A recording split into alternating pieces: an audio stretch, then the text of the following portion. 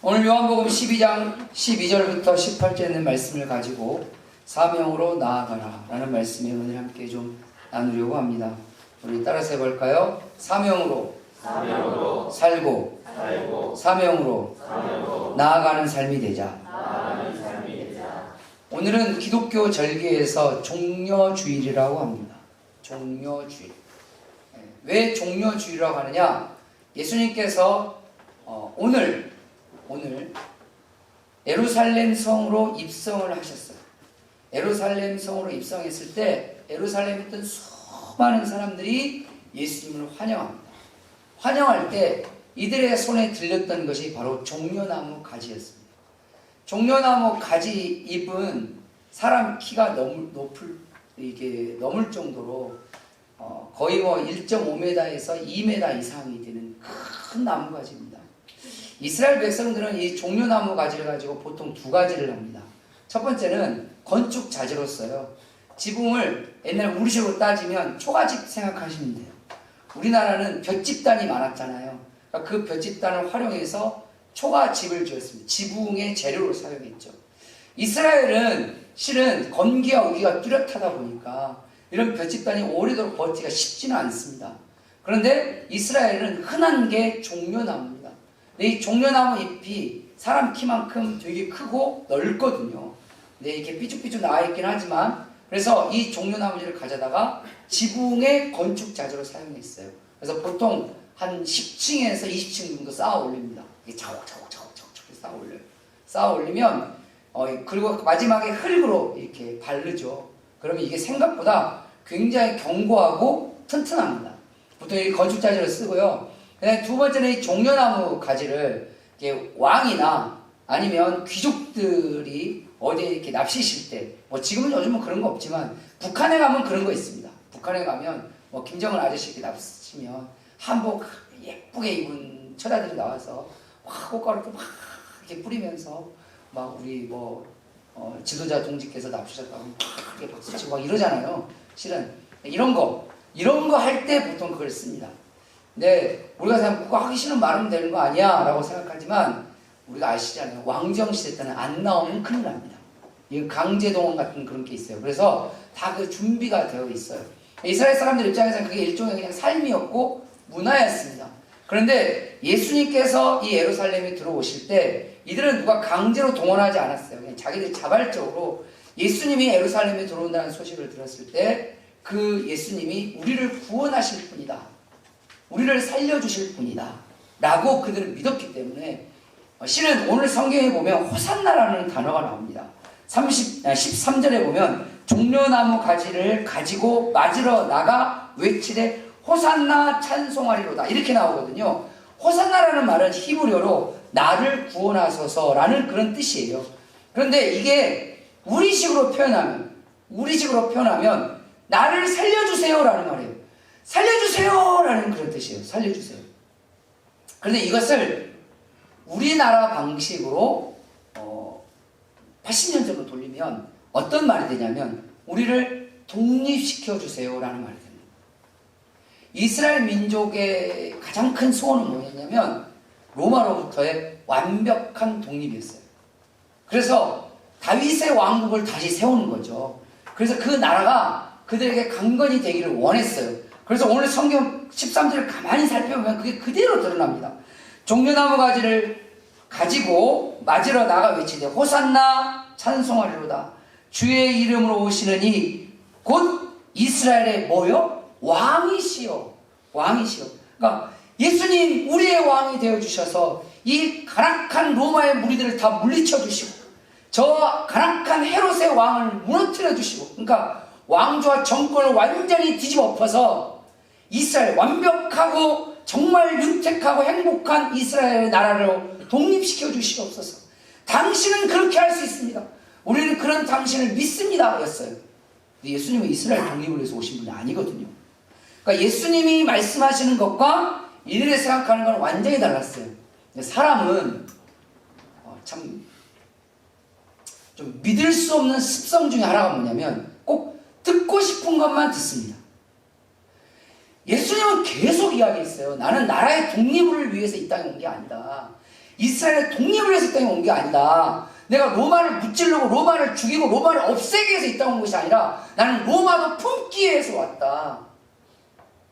우리는 보통 나와 다른 신념을 갖고 있거나 나와 다른 정치적인 관념을 갖고 있거나 나와 다른 사상이나 이념을 갖고 있으면 잘 인정하려 하지 않아요.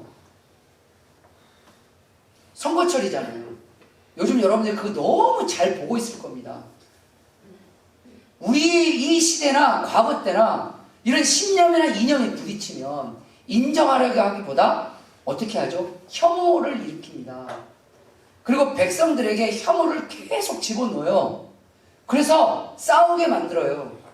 그래서 상대방이 같은 나라고 같은 민족인데도 서로 죽여야 되는 거예요.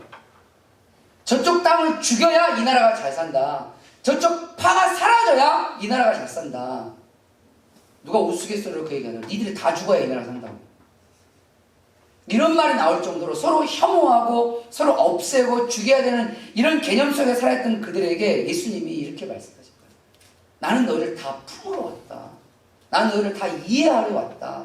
나는 너희들과 함께 하나님의 나라를 이루기 위해서 이 땅에 온 거다. 내가 누구를 없애고 누구를 죽이는 것이 아니라 로마도 변혁시키고 너희도 변혁시키고 헤롯도 변혁시켜서 이 모든 땅에 하나님의 말씀이 살아 숨쉬는 그런 하나님의 나라, 그런 나라를 위해서 이 땅에 왔고 나는 그렇게 제자들을 세웠고 나는 그렇게 너희를 가르친 거야 라고 아무리 이야기를 해도 듣고 싶은 것만 기억하고 싶은 것만 이게 사람의 믿을 수 없는 못된 습성 중에 하나였어요. 그러니까 예수님의 생각과 이들의 생각이 너무 달랐지만 그래서 결국은 예수님 이토록 환영하고 이토록 종려가지 흔들면서 왕이시여 우리를 독립시켜 주시옵소서, 우리를 살려 주시옵소서, 우리를 로마를 완전히 다 없애고 다 죽여버리고 우리를 살려 주시옵소서, 헤롯을 완전히 제거해버리고 주여 우리를 이스라엘 왕국으로 세워주시옵소서 이렇게 했던 그들이 5일 만에 완전히 돌변합니다. 어떻게 돌변하죠? 저 예수를 십자가에 못 박아라. 저 예수를 십자가에 못 박아라. 저 예수를 십자가에 못 박아라. 당시 로마의 총독이었던 빌라도가 예수님을 재판을 했단 말이에요. 밤새 재판했어요. 성경에 보면 아마 빌라도 입장에 엄청 귀찮았을 거예요. 그 밤중에 예수님 잡아가지고 재판해달라고 그랬으니 그 잠자다가 깨어난 빌라도가 마음이 좋았겠습니까? 금방 끝내고 싶었겠죠. 그런데 아무리 이렇게 신문해보고 저렇게 조사해보고 이렇게 알아봐도 예수님 죄가 없어요. 성경은 마태복음, 마가복음, 누가복음, 요한복음 다 똑같이 기록하고 있는 거, 심지어는 지금도 존재하고 있는 빌라도의 보고서가 있어요. 로마어로 되어 있는 그 보고서 동일하게 이해하고 있는 거 뭔지 아십니까? 저 예수는 죄가 없다. 아무리 법률적인 걸 대도 아무리 그때 당시 때 관념을 해도 저 예수는 죄가 없다. 빌라도가 자기의 어떤 정치적인 생명을 걸고 그 수많은 사람들 앞에 서서 로마 총독 관자 앞에 서서 그 많은 사람들을 향해서 이 예수는 죄가 없다. 근데 이렇게까지 왜 하려고 하느냐 이거예요. 왜 이렇게까지? 빌라도는 이해할 수가 없었어요. 그런데도 5일 전에 예수님을 대환영했던 이 무리들이 저 예수를 죽여. 예수를 죽여. 성경을 가만히 살펴보면 그들이 예수를 죽여라고 이렇게 외쳤던 이유가 크게 두 가지입니다. 첫 번째는 자기들이 원했던 예수가 아니에요. 5일 전에는 예수님이 들어올 때 우리의 꿈과 희망과 소망과 우리의 모든 것을 이루어줄 뿐이라고 생각했어요. 예수는 그렇게 말한 적이 없지만 자기들이 그렇게 알아서 이해했거든요. 왜냐하면 예수님이 막 기적을 베풀어서 앉은 병이 일어나고 맹인이 눈을 뜨고 굶주린 자에게 먹을 걸 주고 막 이렇게 하니까 저런 분이라면 우리가 잘 먹고 잘 살 수 있겠네? 그런 비슷한 이야기가 오병이어의 기적에서 나타납니다. 성경에 보면 예수님의 말씀을 들으려고 사람들이 찾아왔을 때 예수님이 그들에게 말씀을 가르치는데 밤이 됐어요. 근데 이들이 먹을 게 없는 거예요. 예수님께서 보니까 내 다 먹을 거 먹고 와라 라고 이야기했는데 자기 우리는 먹을 게 없어요 라고 하니까 예수님께서 마음이 아프셨어요. 제자들에게 말했죠. 혹시 너희들이 먹을 게 있으면 저들 좀 나눠줘라. 제자들이 말합니다. 주님 우리도 먹을 게 없어요. 저들 다 먹이려면 얼마나 많은 돈이 필요한지 아십니까? 그랬더니 예수님이 그래 너희가 먹을 게 없어? 그랬더니 어떤 어린아이가 자기 도시락 하나 가져왔어요. 그게 보리떡 5개 물고기 2마리입니다. 그걸 내놨어요. 근데 기억하실 게 뭐예요? 그 안에 과연 먹을 게 전혀 없었을까요? 내 먹을 거 있어요. 근데 같이 나눠 먹을 게 없는 거지. 근데 그 어린아이는 자기가 먹을 걸 내놓은 거예요. 내 먹을 걸 내놓은 거란 말이에요. 예수님 이걸 정말 귀하게 여기셨어요. 그래서 축복하시고 기도하셨더니 그 보리떡 5개 물고기 2마리로 거기 있던 장정만 5,000명을 먹였어요. 그러면 어린아이, 거기 어린아이가 가졌으니까 어린아이도 왔을 거 아니에요. 그렇지 않겠습니까? 그러면 애들 여자까지 다 합치면 5,000명에게 아무리 모자라도 2만 명 이상 되는 사람들을 예수님 먹였어요. 그런데 성경에 보면 이렇게 누가복음에 기록되어 있습니다. 그들이 그걸 먹고 예수를 왕으로 삼으려고 왔다고 했어요. 완전히 예수님 생각과 다른 거예요. 자기들의 먹을 문제를 해결하니까 우리의 왕이 되달라는 거예요. 아마 지금도 마찬가지예요. 아마 지금도 누군가가 나타나서 확실하게, 아니 우리 예수님이 나타나셔서 저라도 확실하게 대파를 850원에 팔게 해주면 아마 여러분들 저를 대통령으로 세워줄 거예요. 그 시즌만이 아니라 아마 사과를 한 개에 1,000원씩에 팔게 해주면 아마 여러분들 저를 대통령으로 세워줄 거예요. 그것도 쭉 앞으로 계속 롱롱오고. 여러분들의 음식거리, 집 비싼 물가를 다 떨어뜨려주면 그것도 일시적인 것이 아니라 세기간 만에 계속 그걸 해결시켜주면 아마 여러분들 저를 대통령 삼아줄걸요. 그게 불가능하도 여러분 저를 보겠지만 제가 그 가능한 걸 보여주면 어떻게 보여줄까요? 헌금하면서 사과가 계속 나오게 해주는 거죠. 저는 못합니다. 어디 가서 이상한 말씀 하지 마세요. 네? 계속 뺐더니 계속 사과가 나오는 거예요. 우와, 계속 대파도 나오고 당근도 나오고 계속 나와요. 뭐 로컬푸드 갈 필요도 없어요. 요즘내기만 오면 그냥 식자재가 다 나오는 거야. 근데 공짜로 주긴 좀 그렇고 한 1,000원씩만 내라 그러면 예수님은 공짜로 주셨지만 한 1,000원씩만 내라 그러면 아마 이분들 저를 대통령 삼을 거야. 안 할 것 같습니까? 자기들의 필요가 채워지니까 예수님의 의도와는 상관없이 그분을 왕으로 세우고 있어요. 이걸 이미 성경에 나왔어요. 그런데 이게 무너졌거든요. 예수님은 그럴 마음이 없었어요.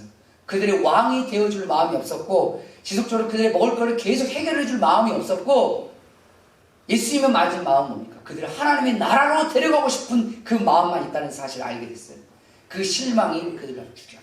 두 번째, 그들이 왜 예수 환영했던 그들 예수님을 죽이려고 했을까요? 그것은 바로 그때 정치 지도자들, 종교 지도자들의 선동 때문이었어요.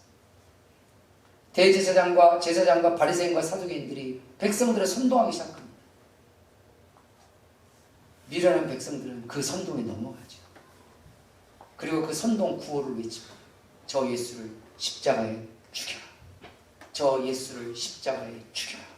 저 예수를 십자가에 죽여라. 정치인들의 선동에 넘어간 백성들은 저 예수를 십자가에 죽여라를 외치기 시작합니다. 빌라도는 이해할 수가 없어요. 결국은 빌라도는 자기의 총독의 이 자리를 지키고 싶으니까 아무 상관없는 제 예수 하나를 희생시키면 나는 살 수 있기 때문에 기꺼이 예수를 내줍니다. 놔줍니다. 죄가 없다는 걸 알지만 중요한 건 대제사장도 예수님이 죄가 없다는 걸 알았어요. 바리새인들도 예수님이 죄가 없다는 걸 알았어요.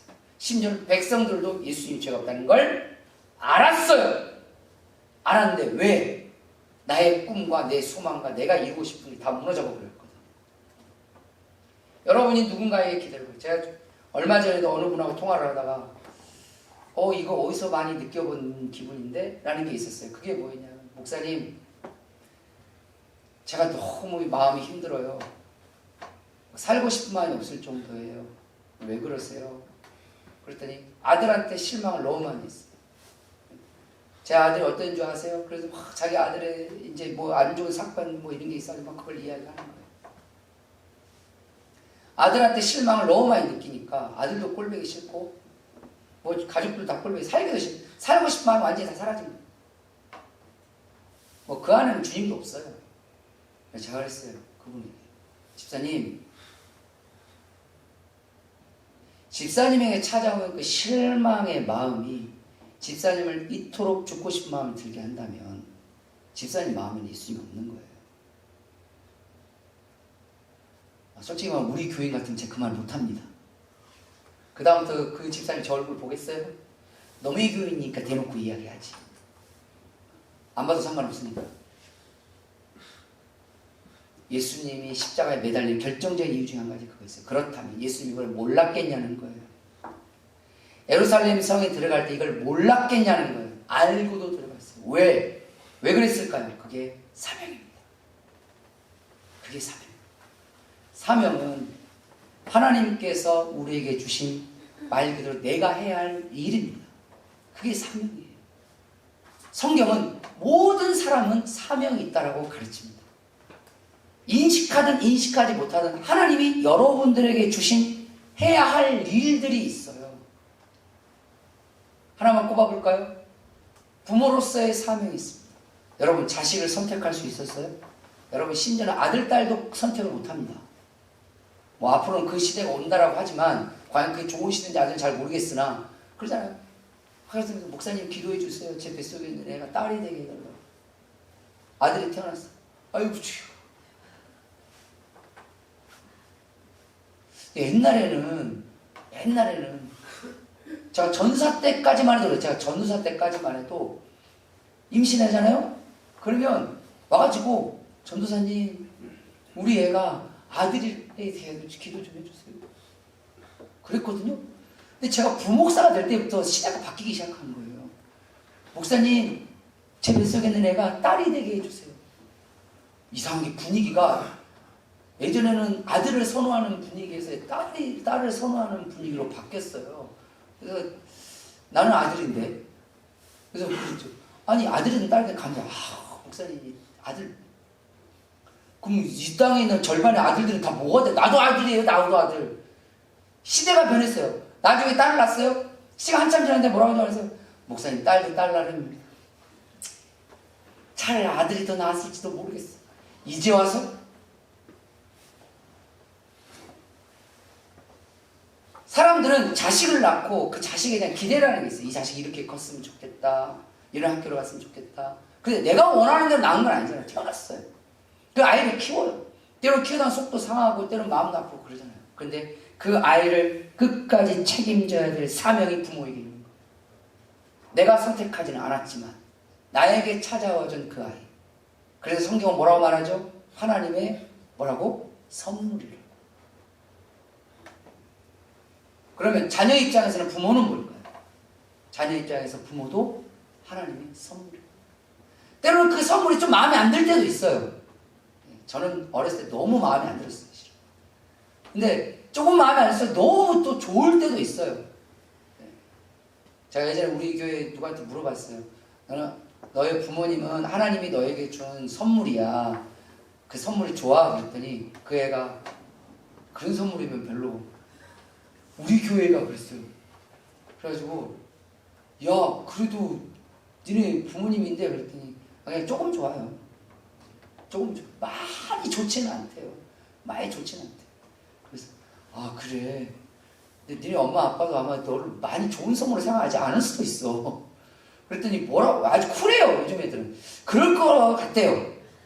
자기가 봐도 그럴 것 같대. 엄마 아빠가 봐도 별로 나는 그렇게 큰 좋은 선물 같은 그냥 나쁨까지 아니라 그렇게 좋은 선물 아닌 것 같고 나도 뭐 요즘 이런 시대에 우리는 살아가고 있어요. 중요한 건 그건 하나님이 주신 사명입니다. 여러분이 지금 하고 있는 일들이 학생들은 공부를 하고 또 가족을 부양해서 직장생활을 하고 가정에서 때로는 살림을 하고 때로는 또 친구들과 관계도 있고 교회에서 믿음 생활하고 여러분에게 준 이 교회 여러분 여수 침례교를 다니는 것이 온전한 여러분의 100% 뜻이라고 생각하지 마세요. 저는 삶에 하나님의 인도하심이 있다고 저는 믿습니다. 여러분이 이 자리에 앉아있는 것도 하나님의 인도하심이 분명히 개입하신 게 있습니다. 저와 여러분이 만날 일이 뭐가 있겠어요? 솔직히 말해서. 제가요 분당에서 기도할 때 부목사를 기도할 때 하나님 저는 밑으로 가고 싶지 않습니다. 위로 가고 싶습니다. 그랬어요. 옆으로 가고 싶다는 강원도로 보낼까봐 분당에서 옆은 강원도잖아요. 강원도로 보낼까봐 밑으로가 아니고 위로. 그래서 무슨 기도까지 했냐면 하나님 전 38스 넘은까지는 괜찮은데 그냥 아예 완전히 위로 보내는 거에 상관이 없는데 밑으로는 좀 그렇습니다. 이유가 여러 가지가 있었어요. 왜냐하면 만약 밑으로 기도했다면 순천으로 보내버릴까봐 제가 순천 가면 여러 가지 곤란한 일들이 이렇게 생길 것 같아서 그럴까봐 그래서 위로 보내주세요 그랬더니 하나님 꼭 그럴 때는 가끔 그런 경우 있어요. 위로 보내랬더니 아래로 보내요. 그것도 저 끝으로, 순천보다 더 밑으로. 저는 여수에 내려와서 목회할 거라 정말 꿈에도 생각을 못했어요. 우리 동기 목사한테 다 그랬어요. 난 네가 여수 갈지 제가 그랬어요. 그건 네가 아냐 내가 아냐 아무도 모른다. 여러분들은 저를 만날 거라 생각하셨겠습니까? 아무도 모르죠. 그런데 우리는 같이 신앙생활 같이 한 지 벌써 17년 차가 됐어요. 누군가는 10년 차 되신 분 있고 누군가는 8년 차 되신 분도 있고 이 만남 가운데 하나님의 인도하심이 있습니다. 그 인도하심에 뭐가 있을까요? 바로 사명이 있습니다. 서로 함께하고 기도하고 사랑하고 살펴하고 하나님을 함께 예배하고 찬양하고 서로가 서로에게 주의 손을 붙잡고 나아가라. 이게 주님이 주신 사명입니다. 또한 교회에서 하나님께는 맡긴 여러분들의 봉사나 직분이 있습니다. 그 또한 사명입니다. 하나님이 가만히 돌아놓고 보면 하나님이 우리에게 주신 사명은 한두 가지가 아니에요. 그런데 그 사명을 다 해냈을 때 우리에게 임하시는 그 하나님의 능력과 은혜가 있다는 우리가 너무 잘 알고 있잖아요. 예수님이 십자가에 죽을 걸 알면서도 왜 예루살렘에 들어갔냐? 사명 때문이었어요. 사명 때문에. 그렇다면 그 예수님께서 그 사명으로 나가려고 했던 그 진정한 의미가 뭐였을까? 첫 번째로 자신의 사명이 무엇인지 깨달으라고 우리에게 이야기하는 겁니다. 여러분들에게 주신 사명이 뭡니까? 그걸 반드시 깨달으셔야 돼요. 여러분의 자녀는 그냥 내 새끼가 아니에요. 하나님 주신 뭐다? 사명입니다. 여러분 가정은 그냥 내 집이 아니에요. 하나님 주신 나의 뭐다? 사명입니다. 하나님 주신 사명이에요. 여러분 지금 공부하고 있는 학교와 하나님 주신 사명이고 여러분 다니고 있는 그 직장이 하나님 주신 사명이고 함께 신앙생활 이 교회가 우리가 함께 하나님께 가지고 나가야 할 사명입니다. 목사님만 하는 것이 교회입니까? 이게 목사님의 교회예요? 아니잖아요. 하나님의 교회고 우리의 교회입니다. 그건 뭐예요? 우리 모두의 사명이란 얘기예요. 여러분 삶의 모든 부분이 여러분 남편이 여러분의 사명이 될 것이고 여러분 아내가 여러분의 사명이 될 것이고 여러분이 하는 일이 때로 하나님께 하는 봉사가 여러분의 기도가 여러분의 예배가 하나님 앞에 모든 것이 다 사명이라는 걸 기억하셔야 합니다. 왜냐? 하나님의 인도하심으로 나에게 왔기 때문이에요. 그걸 부정하려는 순간 우리의 삶을 뒤틀어지기 시작할 거예요. 왜 그럴까요? 여러분의 자녀가 내 사명이 아니라 그냥 내 새끼다. 그러면 그냥 내 마음대로 키우려고 할 겁니다. 그러나 그냥 내 새끼가 아니라 하나님이 나에게 주신 사명으로 생각하면 그 다음 말씀으로 넘어갈 수 있어요. 하나님의 말씀대로 하나님의 교훈대로 하나님의 책망과 하나님의 훈계대로 그걸 가르치고 키우려고 조금이라도 노력할 거예요. 그러지 않을까요? 내 것이 아니라 누구 거다? 하나님의 것입니다. 내가 원하는 사명이 아니었을 수도 있어요. 그러나 하나님이 나에게 주신 사명이라면 나에게 주신 그것을 귀히 여길 수 있어야 합니다. 가끔 살아가다 보면 가족들이 참 마음에 안 들 때가 있잖아요. 때로는 아내가 참 마음에 안 들 때가 있어요. 때로는 남편이 참 내가 왜 저런 사람을 결혼했을까라는 마음이 들 때도 있어요. 뭐 자식은 두말 나이가 없고. 그런데 좋을 때는 또 너무 좋아요. 왔다 갔다 한단 말이에요. 기억하십시오. 내 기분대로 사명을 생각하는 순간 내 삶을 다 어그러져요. 내 기분과 내 상황과 내 형편에 따라서 받는 건 사명이 아니라 하나님이 주셨다라는 걸 믿고 깨달은 순간 그게 진짜 사명이 되는 거예요. 그럴 때 때로는 인내도 필요한 겁니다. 왜 그럴까요? 그게 두 번째예요. 하나님의 말씀과 방법대로 나아가라는 거예요. 하나님의 사명을 받은 사람은 하나님의 방법과 하나님의 말씀대로 나아가라는 거 성경은 우리에게 이야기하고 있습니다. 그게 뭡니까? 정말 내 남편에 대한 나의 사명을 다하려면 에베소서 4장 5장을 넘어가 보십시오. 우리가 꼭 5월 달에 오면 에베소 한 번은 걸고 넘어갑니다. 아내들이요, 남편들이요, 부모들이요, 자녀들이요. 왜 그 얘기가 나오죠? 우리는 가족을 사명으로 받은 사람들이에요. 그걸 성경에서 말하고 있고, 그렇다면 사명으로 받았다면 뭘로 해라? 하나님의 말씀과 방법대로 나아가라. 그래야 너희가 온전한 사명을 이룰 것이다. 내 기분대로 내 아내를 보는 순간, 내 기분대로 교회를 보는 순간, 내 감정대로 내가 해야 될 오늘의 일 공부를 보는 순간 오늘 공부하기 싫죠. 때려치고 싶을 거예요. 제가 오늘 청소년부에 누구한테 물어봤어요. 공부하기 좋냐고, 괜찮냐고. 공부하기 싫대요. 공부하기 힘들대요. 그렇죠. 힘들죠. 저도 가끔 목회하기 힘들어요. 내 기분대로, 내 감정대로, 내 생각대로 사는 건 진짜 사명대로 사는 사람이 아니에요. 예수님이 겟세마네 동산에서 기도할 때 할 수 있거든. 이 죽음의 잔, 이 십자가의 잔을 피할 수 있게 주시옵소서. 예수님의 기분, 예수님의 그때 감정은 십자가를 지지 않는 거예요. 그런데 예수님은 그 십자가를 지셨어요. 왜죠? 하나님의 말씀과 방법대로 사명을 행하신 겁니다. 그래서 그 기도의 아주 핵심적인 내용이 뭡니까? 내 뜻대로 하지 마옵시고 아버지의 뜻대로 하시옵소서. 이게 사명대로 나아가는 사람이에요.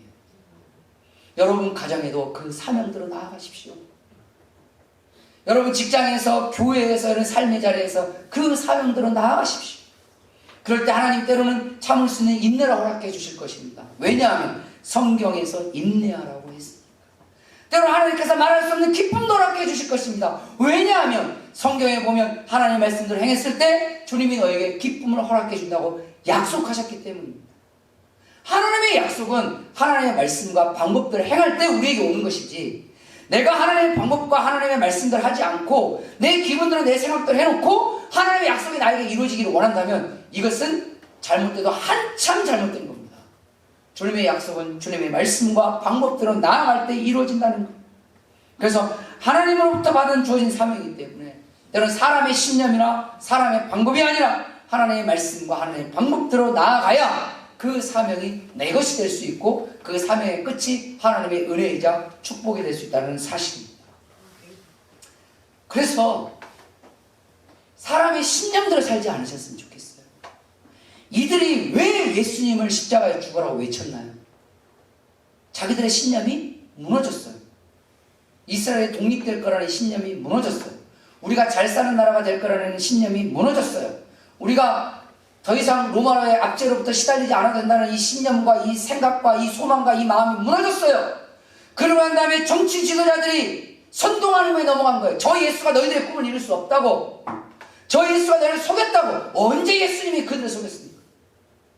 그 정치인들의 선동에 그들이 넘어갑니다. 그 선동은 누구의 신념입니까? 정치인들의 신념이었어요. 나의 신념이 무너지고 정치인들의 신념이 현혹이 되는 순간 그들은 인간의 방법만 남게 됩니다. 그 방법이 뭐였어요? 저놈 죽여라. 저 판은 사라져야 돼. 저기는 죽어야 돼. 없어져. 우리도 모르는 사이에 얼마나 많은 혐오를 갖고 있는지 몰라요. 나와 생각이 다르다고, 나와 삶이 좀 다르다고 그 사람들을 혐오합니다. 여러분 아무리 교회에서 동성애나 이런 문제들이 하나님의 창조의 질서를 벗어난다고 해서 반대한다고 해서 동성애자들 혐오하면 안 돼요. 하나님은 동성애가 범죄라고 말씀하시지만 동성애자도 예수님이 품으시는 불쌍한 주님의 사람들이에요. 때로는 살인자들 우리가 혐오합니다. 저는 믿죠. 이해가 안 되죠. 저도 이해가 안 되고 납득도 안 됩니다. 실은. 그런데 말이죠.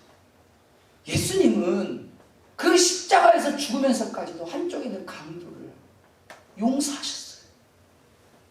자기의 죄를 뉘우치는 순간, 깨닫는 순간 그를 용서하셔 부르셨어요. 사람들은 혐오의 손가락질을 날릴 때 예수님 질문합니다. 너의 죄를 네가 아느냐 이거예요. 그런데 주님, 실은 제 죄를 제가 압니다. 그럼 너의 죄를 갚아라. 회개의 열매죠. 갚아라. 제가 기회만 되면 용서를 구할 것이며 나의 죄를 갚으려고 노력하겠습니다. 그때까지도 사람들은 계속 혐오합니다. 저 나쁩니다. 그런데 그 혐오의 대상이 우리가 될 수 있다는 사실을 기억해 본 적이 있습니다. 과연 우리는 정말 하나님 앞에 가서 떳떳할 수 있는 존재냐는 거예요. 우리는 모르고도 죄를 짓지만 뻔히 알면서도 죄를 짓어요. 뻔히 이게 잘못된 걸 알면서도 죄를 짓고 있어요. 그게 우리예요. 누가 누구에게? 하나님은 우리에게 말합니다. 사람의 방법대로 살지 마라. 누구의? 하나님의 방법대로라는 거예요. 제자들이 이때까지 몰랐어요.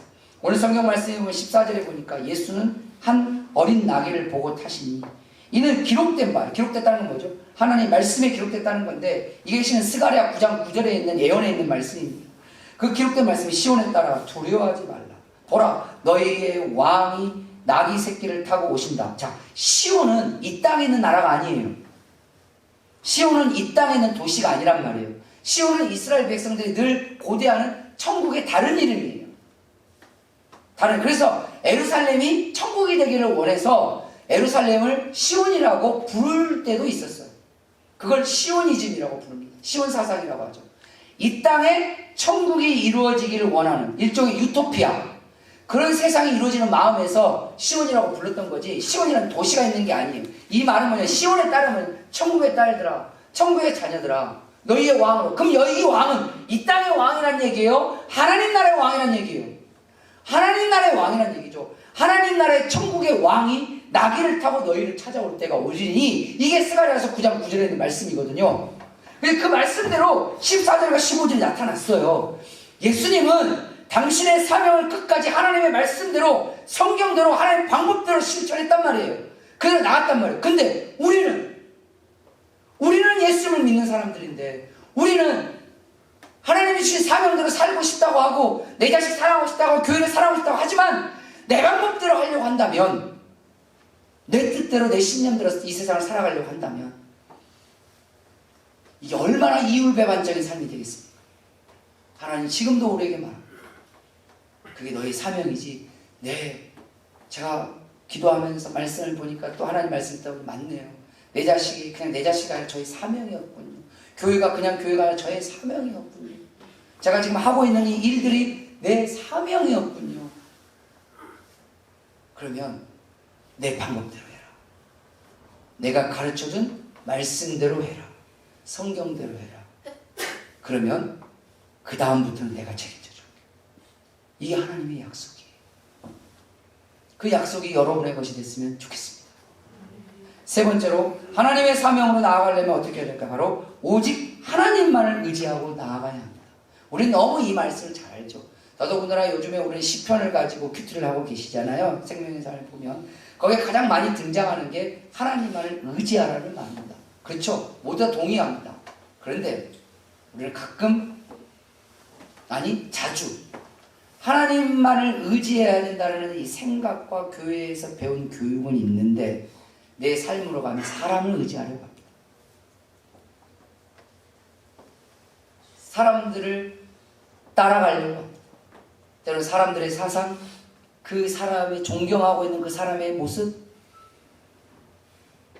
제가 우리 정경자 집사님 이렇게 딱 차량을 태우려고 몽철 딱 지나가면 요즘 현수막들이 많이 붙어 있잖아요. 이렇게 현수막 붙어 있잖아요. 여기 정경자 집사님 딱 차를 타는 딱 그 자리에 현수막이 하나 붙어 있어요. 모 당에서 붙여놓은 선거 피치케이드 뭐 이런 것 같아요. 지금. 근데 내용이 뭐냐면, 내용 중에 이게 있어요. 제가 어느 당을 비판하자는 게 아니에요. 제가 그 얘기를 들으면 딱 마음이 탁 떨어졌던 게 있었어요. 뭐냐면 편향적인 팬덤 정치를 우리가 청산하겠습니다. 팬덤이 뭔지 아시죠? 어떤 극렬하게 이렇게 지지하는 그 지지자들, 그들을 팬이라고 부르는데 그 팬들을 중심으로 삼은 정치를 우리가 청산하겠다. 근데 제가 그걸 딱 보는데 쥐들은 팬이 없나? 내가 하면 보편적인 팬이고 남이 하면 편향적인 팬이 되는 거예요. 사람 의지하면서 정치하는 사람들은 그런 거예요. 내가 하면 좋은 거고 남이 하면 그런 거죠. 우리가 보통 그걸 뭐라고 말하죠? 내로남불. 내가 할 때는 옳은 거지만 그가 할 때는 죄예요. 똑같은 죄도 내가 하는 건 다 그만한 이유가 있고 타당해요. 근데 그가 하면 감옥 가야 될 나쁜 놈이 되는 거죠. 주님은 사람을 따라가면 그렇게 된다라고 우리에게 가르치는 거예요. 사람을 따라가면. 그러니 사람 따라가지 마라. 만약에 예수님이 사람 따라서 나의 팬들, 예수님 팬이 얼마나 많았겠어요. 저 최근에 뭘 사려고 당근마켓에 들어갔어요. 아, 여기서 당근이라고 써도 되나? 채소마켓? 어쨌든 그 들어갔어요. 들어봤는데 들어가니까 이렇게 막 그 중고로 막 올리잖아요. 올렸는데 보니까 그 BTS 그 응원봉이 올라갔더라고. 거기에 이렇게 동그랗게 생겨가지고 BTS 응원봉이 올라 3개가 탁탁탁 올라왔어요. 그래서 뭐 사인이 이렇게 좀 있는데 그래갖고 이게 올라왔어요. 그래서 제가 뭐 찾고 싶은 거 이제 사고 싶은 게 있어갖고 딴 거 막 검색하다가 갑자기 또 궁금했네. 그런 게 호기심이 없어야 돼. 다 궁금했어요. 내가 찾는 사이에 그 BTS 응원봉이 없어졌을까 생각해가지고 딱 보면 벌써 판매 완료. 와. 오, 이건 뭐 중고로 내놓으면 바로 나가는구나. 인기가 되게 좋네. 사람들은 사람을 따라가잖아요. 그게 정치인이든 연예인이든 누구든 간에 따라가면 내가 좋아하니까 내 마음도 가고 내 돈도 가고 내 시간도 가고 다 가는 하나도 아까워하지 않아요. 왜? 사람을 의지하기 때문에. 왜냐하면 그를 통해서 나의 행복감을 느끼고 싶어 하거든요. 그를 통해서 내가 정말 기쁨을 느끼고 싶어 하거든요. 내 돈 줘가면서 행복해요. 내 시간 들여서 저기 서울까지 콘서트장 가도 하나도 안 아까워.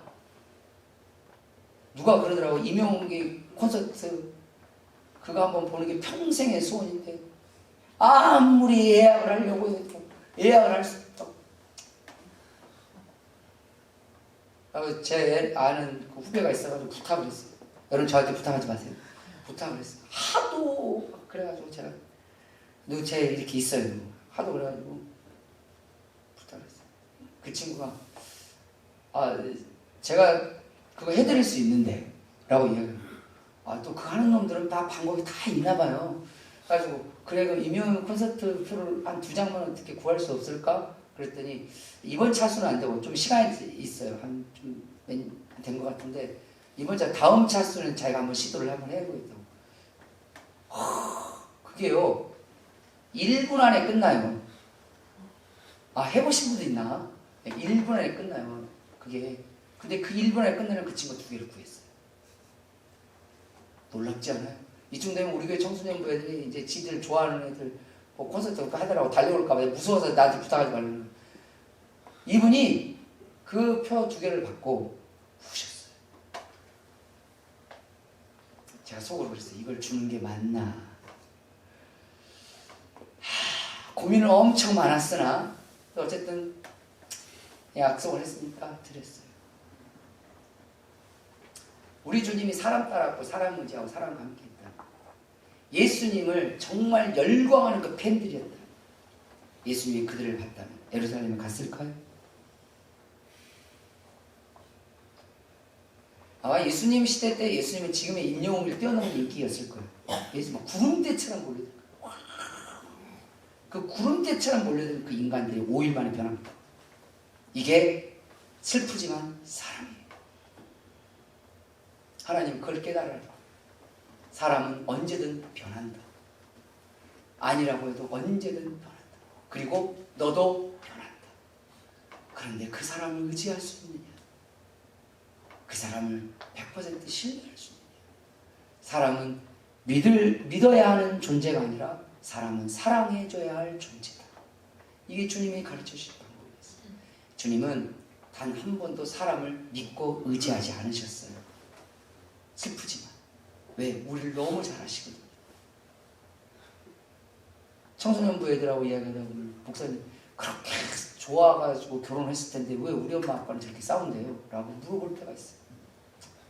제가 뭐라 그러겠어요? 나도 모르겠다. 그럴까요? 그때는 좋아했어. 그때는 진심으로 사랑했어. 그냥 얼굴만 봐도만 좋아 죽을 정도로 좋아했어. 근데 사람은 그 믿음 오래 못 가. 변해. 여러 가지 이런 상황 저런 상황. 너는 안 그럴 줄 아냐? 니도 나중에 장가고 시댁 가봐. 그게 너고 목사님이고 너네 부모님이고 사람이야. 그런데 하나님이 우리에게 말씀하신 건 사랑하라. 그래도 사랑해라. 왜? 그것이 사명이니까. 모질라도 사랑하세요. 그리고 사랑하려고 하면 사랑할 수 있어요. 여러분 남편을 한 번 더 사랑해보세요. 여러분 아내를 한 번 더 사랑해보세요. 주님의 마음을 가지면 실은 조금 더 이해해 줄 수 있어요. 가끔 또 보면 불쌍하기도 하잖아요. 저희 아내가 저에게 가끔 쓰는 말입니다. 당신을 가만히 보면 불쌍해. 그게 가끔 위로가 됐다가 가끔 기분이 살짝 안 좋았다가 왔다 갔다 하긴 하거든요. 근데 그 마음을 와요. 마음이. 그러니까 우리가 살아가면서 정말 하나님만을 의지해야 된다는 이 귀한다는 것은 결국은 사람의 인정을 받고자, 사람의 칭찬을 받고자 살지 않겠다는 거예요. 사람에게 소망을 두지 않겠다는 거예요. 그러면 하나님의 인정만을 받기를 원한다는 뜻이죠. 하나님의 칭찬을 받는 것만으로도 충분하다는 거예요. 하나님께 소망을 둔다는 거고, 하나님을 믿고 신뢰한다는 거고, 그 마음을 가지고 내가 사명을 가진 사람들에게 좀 더 사랑해 주면서 살겠다는 뜻이에요. 왜냐하면 우리에게 하나님의 은혜가 충만하잖아요. 그러면 사람을 사랑할 수 있는 힘이 생깁니다. 근데 우리 안에 하나님의 은혜가 없잖아요. 누구든지 사랑할 수 있는 마음이 없어져요. 왜? 마음이 피폐해지고 사랑할 수 있는 내 내공이 없어져요. 내 마음이 말라있는데 어떻게 누구를 사랑할 수 있습니까? 내 마음이 풍성하잖아요. 뭘로? 하나님의 은혜로 풍성해지면 한 번 더 이해해 줄 수 있는 마음의 여유가 생깁니다. 그게 주님을 의지하는 사람의 모습이에요. 마지막으로 주님이 우리에게 주신 사명은 바로 용기를 가지고 앞으로 나아가는 거예요. 여러분 아무리 하나님의 사명을 받았다고 생각해도 하나님 내 가족의 사명입니다. 교회가 나의 사명입니다. 내가 가지고 있는 때로 하나님이 주신 나의 꿈이 주님의 사명인 줄 믿습니다. 제가 지금 하고 있는 일이 주의 사명, 제가 열심히 주님의 말씀대로 주님의 방법대로 주님 의지하면서 나아가겠습니다. 해도 반드시 걱정은 찾아옵니다. 반드시 염려도 찾아옵니다. 그리고 반드시 두려움도 찾아올 거예요. 때로는 내가 사명대로 열심히 살아도 고통을 겪게 될 때도 있을 거예요. 그래서 이럴 수 있죠. 제가 하나님 하라는 대로 했는데 이렇게 힘든 일을 겪었잖아요. 하나님 진짜 이럴 수 있어요? 라고 할 수 있는 일들이 생길 수도 있어요. 그 일이 생기면 하나님께 가서 탄식하십시오. 우리 시편 요즘 보고 있는 57편, 56편에도 그러잖아요.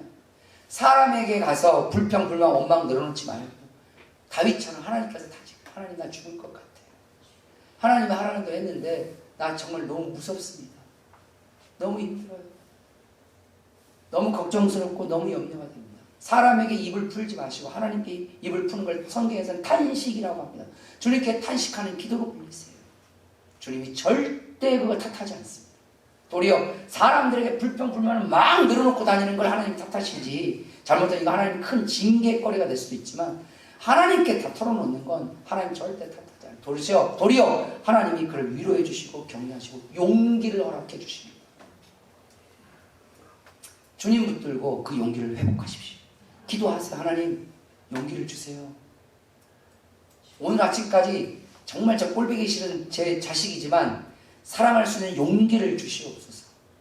반대로 오늘 아침까지 너무 사랑스러운 내 자식이지만 하나님 내 자식을 너무 의지하지 않게 하여 주시옵소서. 우리는 좋아도 하나님께 나아가서 용기를, 왜죠? 함부로 자랑하지 않을 용기가 필요합니다. 자랑하고 싶어서 입이 막 근질근질합니다. 때로는 안 좋은 일 생겨서 불평불만하고 있어요. 그래도 하나님, 제가 입 다물고 하나님께 탄식할 수 있는 용기를 주시옵소서. 필요합니다. 때로는 근심 걱정이 생겨도 하나님, 제가 잃어버린 용기를 허락해 주시옵소서. 그리고 절대 포기하지 않게 하시고 하나님만 바라보고 앞으로 나아가게 해주시옵소서. 예수님은 용기가 필요 없으셨을까요? 예수님은 두려움이 없으셨을까요? 예수님은 근심 걱정이 없으셨을까요? 성경에 보면 예수님이 제자들은 내가 너희들을 볼 때 걱정된다. 성경은 그 얘기가 있어요.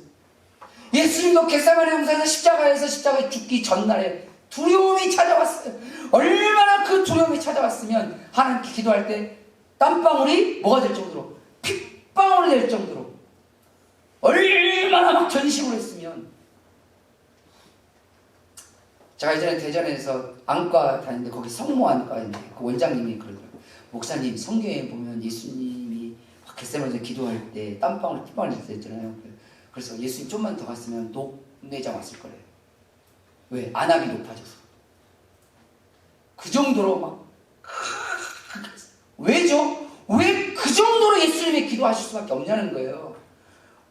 왜 땀방울이 핏방울이 될 정도로 막 두려웠기 때문에.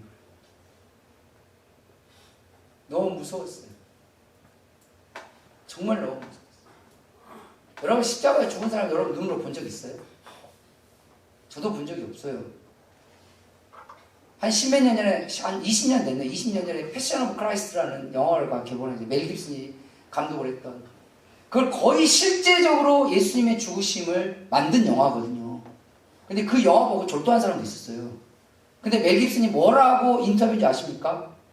고증대로 영화를 구현하려고 했지만 구현할 수 없을 정도로 참혹한 것도 있었다. 그래서 그 부분을 뺐대요. 빼고 한 것도 그 정도였어요. 근데 예수님 시대에 산 사람은 자기들 눈으로 직접 보고 살아요. 그걸 잊을만 하면 한 번씩 십자가 처형이 이루어지거든요. 너무 무서운 거. 너무 무서운 거. 그 공포를 주님은 주님 아버지 하나님께, 성부 하나님께 나아가서 용기를 구합니다. 용기를 주시옵소서. 포기하지 않게 해주시옵소서. 우리는 기도해야 합니다. 하나님 용기를 주시옵소서. 내 가족을 포기하지 않는 용기를 주시옵소서. 내 배우자, 내 자녀들을, 내 아버지를, 내 어머니를 포기하지 않는 용기를 주시옵소서. 우리 교회를 포기하지 않는 용기를 주시옵소서. 내가 지금 하는 학업이든 내가 하고 있는 일이든 뭐든 포기하지 않는 용기를 주시옵소서. 하나님 너무 걱정스럽고 너무 염려가 되고 때로는 너무 두렵고 때로는 너무 고통스럽습니다. 하나님 도와주세요. 주님이 여러분을 찾아오실 것입니다. 그 사명을 끝까지 이끌어갈 수 있도록 기억하십시오. 믿음은 우리에게 천국의 열쇠를 줍니다. 아멘. 그래서 우리는 예수를 믿어야 합니다. 그러나 사명은 천국의 상급을 주십니다. 하나님은 상 주시는 이심을 너희가 믿어야 할지니, 히브리서에 우리에게 가르치고 있는 말씀입니다. 뭐죠? 하나님은 절대 우리의 사명을 잊지 않으신다는 얘기. 하나님은 우리의 본분에 충실했으며 하나님의 우리에게 주신 사명에 대해서 충성했던 우리의 삶을 절대로 하나님 잊지 아니하시고 하나님 나라의 영광과 하나님의 상급으로 우리를 기억해 주실 것입니다. 그래서 하나님은 구원받은 모든 사람들에게 사명을 행하라고 우리에게 가르치시는 것입니다. 여러분들에게 주어진 사명이 무엇입니까? 그 사명이 무엇입니까? 그 사명이 무엇인지 깨달으십시오. 그리고 여러분 주변에 있는 여러분들에게 주어진 그 사명을, 그것이 가족이든 교회든 무엇든 간에 그 사명을 하나님 믿고 하나님 섬기면서 주님의 말씀대로 주님의 뜻대로 한 걸음 한 걸음 충실해서 나아가십시오. 반드시 예수님이 이루셨던 그 부활의 역사처럼 여러분의 삶에도 반드시 하나님의 영광으로 함께 하실 것입니다. 그걸 체험하고 그걸 경험하고 그걸 간증할 수 있는 저와 여러분 되시길 주님의 이름으로 축원합니다. 기도하겠습니다.